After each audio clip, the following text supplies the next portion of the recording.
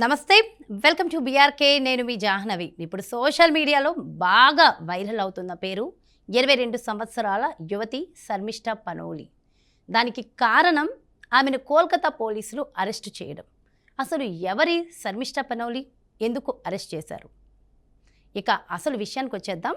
Instagram influencer అయిన శర్మిష్ఠ పనోలి పాకిస్తాన్ దాని ప్రేరిత ఉగ్రవాదులపై భారత సైన్యం చేపట్టిన ఆపరేషన్ సింధూర్పై మాట్లాడని బాలీవుడ్ నటులపైన, మహమ్మద్ ప్రవక్త పైన గత నెల 14న అనుచితంగా ఆమె పోస్టు పెట్టారు.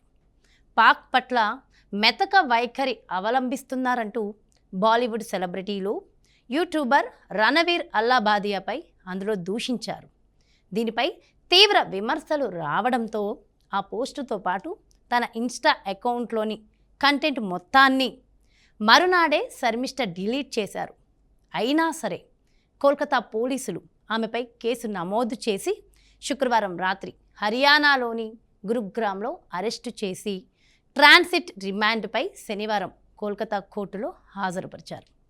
సమాజంలో వివిధ వర్గాల మధ్య శత్రుత్వాన్ని పెంచడం, మత భావనలను రెచ్చగొట్టడం, ఉద్దేశపూర్వకంగా అవమానించడం, శాంతికి భంగం కలిగించడం వంటి అభియోగాలు ఆమెపై మోపారు.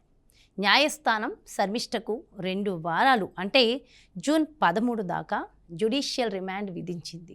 ఇక శర్మిష్ఠ ఎవరు అనే విషయానికి వస్తే, పూణే న్యాయ విశ్వవిద్యాలయంలో లా 4వ సంవత్సరం చదువుతుంది. శర్మిష్ఠకు ఇన్స్టాగ్రామ్లో 1,75,000 మంది ఫాలోవర్స్ ఉన్నారు. శర్మిష్ఠను అరెస్టు చేయడంతో పెద్ద ఎత్తున విమర్శలు వెల్లువెత్తుతున్నాయి. మమతా బెనర్జీ ప్రభుత్వం కోల్కతా పోలీసులపై ఆంధ్రప్రదేశ్ ఉప ముఖ్యమంత్రి పవన్ కళ్యాణ్ గారు, బీజేపీ ఎంపీ, బాలీవుడ్ నటి కంగనా రనౌత్, బీజేపీ ఐటీ విభాగం ఇన్ఛార్జ్ అమిత్ మాలవీయ తదితరులు తీవ్ర విమర్శలు చేశారు. అయితే అరెస్టులో తాము చట్ట ప్రక్రియను పాటించామని కోల్కతా పోలీసులు ఆదివారం వివరణ ఇచ్చారు.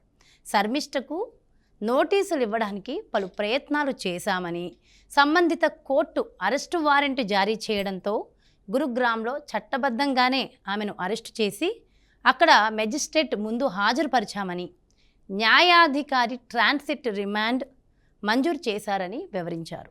శర్మిష్ఠ పనోలి అరెస్టును పవన్ కళ్యాణ్ ఆక్షేపించారు.